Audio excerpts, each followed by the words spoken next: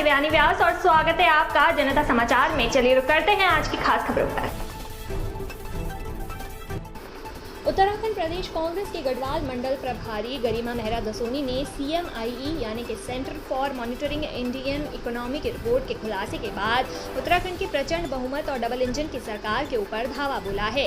दसोनी ने कहा कि आज CMIE की रिपोर्ट ने दूध का दूध और पानी का पानी कर दिया है। इस रिपोर्ट ने ये दिखा दिया कि भाजपा की सरकार के नेताओं के दावे कितने खोखले हैं।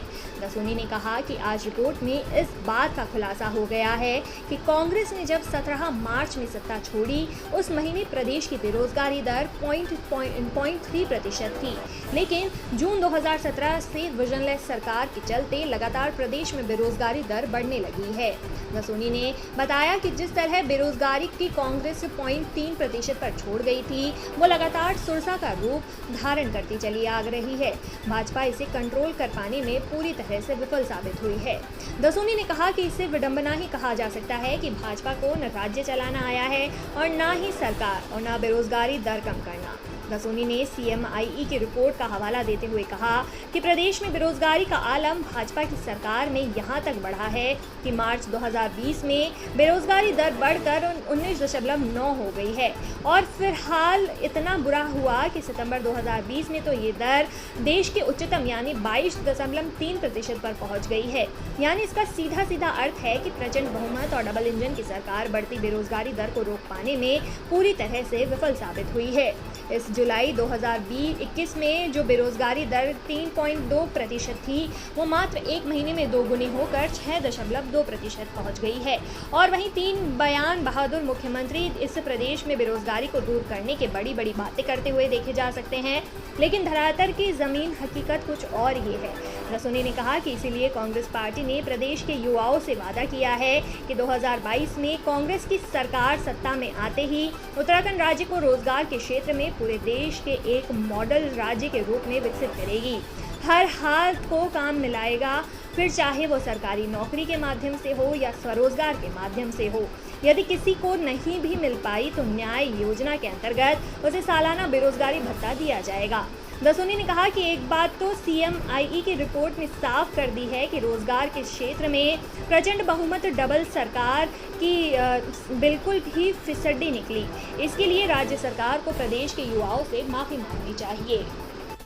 देखिए, भाजपा जो बहुत ही अनुशासन की, शुचिता की, पारदर्शिता की, चाल चरित्र चेहरे की बात करती है, उसका चाल चरित्र चेहरा कल उजागर हो गया जब एक स्थानीय विधायक ने अपने ही मंत्री को उसकी औकात दिखाने का काम किया। इससे पहले भी आपने देखा होगा कि नोटिस बहुत खेला गया भाजपा के अंदर। 4.5 सालों में विकास तो प्रदेश ने नहीं देखा, अगर देखा तो नूरा कुश्ती और अगर देखा तो बयान बहादुरों की बयानबाजी।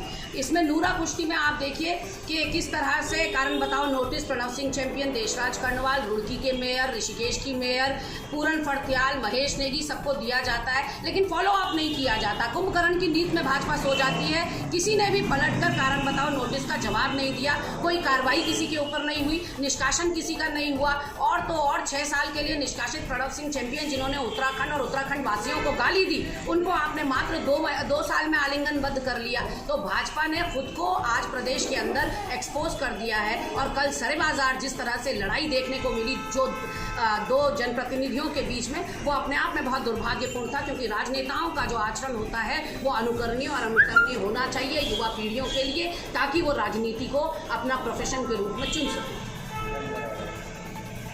लोकतंत्र के लिए बहुत ही दुर्भाग्यपूर्ण है जो भी हम लोगों ने कल जिसके हम गवाह बने, जनप्रतिनिधियों के बीच में जिस तरह की लड़ाइयाँ होते हुए देखी गई। एक जनप्रतिनिधि का जो बर्ताव, जो आचरण होता है वो अनुकरणीय और अनुसरणीय होना चाहिए युवा पीढ़ी के लिए, ताकि राजनीति उनको प्रेरित कर सके। लेकिन कल जो देखने को मिला वो कुछ अजीबोगरीब था, इसलिए क्योंकि अनुशासन की, शुचिता की, पारदर्शिता की, चाल चरित्र चेहरे की जो बात करती है भाजपा, वो सारा उन्होंने कल बेनकाब खुद को कर दिया, एक्सपोज कर दिया। और अब कह रहे हैं कि हम कार्रवाई करेंगे। इससे पहले भी हमने आपकी खाना पूर्ति वाली, लीपापोती वाली कार्रवाई देखी। प्रणव सिंह चैंपियन हो, देशराज कर्णवाल हो, ऋषिकेश की मेयर हो, रुड़की के मेयर हो, महेश नेगी हो, सबको आपने शिगुफा दिया, सबको आपने कारण बताओ नोटिस की देने की बात कही। और 6 साल के लिए निष्कासित प्रणव सिंह चैंपियन को मात्र 2 साल साल में आपने आलिंगनबद्ध कर लिया। तो ये मामला भी ऐसे ही है कि इसमें भी भाजपा कुछ कर नहीं पाएगी। चुनावी साल है, सबको मना कर रखना, सबको पटा कर रखना भाजपा के लिए जरूरी है। लेकिन देखने वाली बात थी कि जिस धन सिंह रावत के श्रीनगर से जन आशीर्वाद यात्रा का आगाज होता है, उनको औकात उन्हीं का विधायक दिखाने का काम करता है। मॉनिटरिंग एम्प्लॉयमेंट इंडेक्स की जो रिपोर्ट है, डेफिनेटली वो बहुत ही चौंकाने वाली है। उसमें ये साफ जाहिर हो गया कि मार्च 2017 में जब कांग्रेस पार्टी ने सत्ता प्रचंड बहुमत को सौंपी, तो हम राज्य की बेरोजगारी दर को 0.3% पर छोड़कर गए थे। और उसके बाद इन 4.5 सालों में राज्य ने जो बेरोजगारी का मंजर देखा वो बहुत भयावह था। 19%, कभी 22%, कभी 24% तक भी हमारा बेरोजगारी दर गया। इस बार जुलाई में 3.2 यानी कि 3.2% आंका गया था, और आज ठीक एक महीने बाद अगस्त में वो बढ़कर दोगुना हो गया, यानी कि 6.2% बेरोजगारी दर आज की तारीख में प्रदेश में है। हम सिर्फ ये बताना चाह रहे हैं कि हमको, कांग्रेस पार्टी को प्रदेश चलाना भी आता है, सरकार चलानी भी आती है, और बेरोजगारी कैसे दूर की जाती है ये भी समझ में आता है। इसीलिए हमारे दिग्गज नेताओं ने जो एक नारा दिया है कि हम सत्ता में आए तो बेरोजगारी के मामले में या रोजगार के मामले में उत्तराखंड को एक मॉडल राज्य पूरे देश में हम विकसित करेंगे। हम हर हाथ को काम देंगे, चाहे सरकारी नौकरी हो, चाहे स्वरोजगार हो, और चाहे न्याय योजना के अंतर्गत उनको अम्ब्रेला में लेने का काम हम करेंगे। तो ये हाथ कंगन को आरसी क्या, पढ़े लिखे को फारसी क्या, सीएमआई की रिपोर्ट ने जग जाहिर कर दिया है कि कौन सी सरकार रोजगार दे सकती है और कौन सी फेलियर है।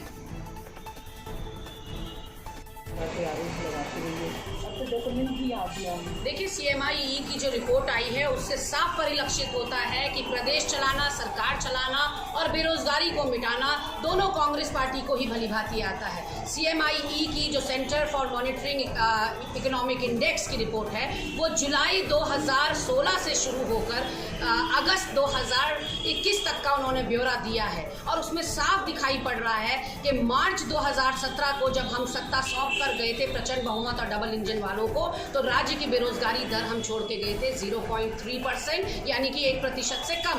और आज आप देखिए कितना भयानक मंजर यहाँ प्रदेश की जनता ने और युवाओं ने देखा कि कभी 19%, कभी 22% और कभी कभी तो 23% तक भी यहाँ बेरोजगारी दर पहुंची। और पिछले जुलाई में जो बेरोजगारी दर 3.2% आकी गई थी, आज अगस्त के महीने में यानी कि मात्र एक महीने में वो दोगुनी हो गई है, 6.2% पर आकर वो रुकी हुई है। ऐसे में कांग्रेस पार्टी के नेताओं ने जो नारा दिया है कि हम सरकार में आएंगे 2022 में तो उत्तराखंड को मॉडल राज्य बनाएंगे पूरे देश के अंदर। रोजगार के क्षेत्र में हर हाथ को काम मिलेगा, चाहे सरकारी नौकरी के जरिए हो, चाहे स्वरोजगार के जरिए हो, चाहे न्याय योजना के तहत उसको अम्ब्रेला में लेने का हम काम करेंगे, लेकिन हम बेरोजगारी दर अपनी न्यूनतम स्तर पर रखेंगे। ये सीएमआई ने भी आज उजागर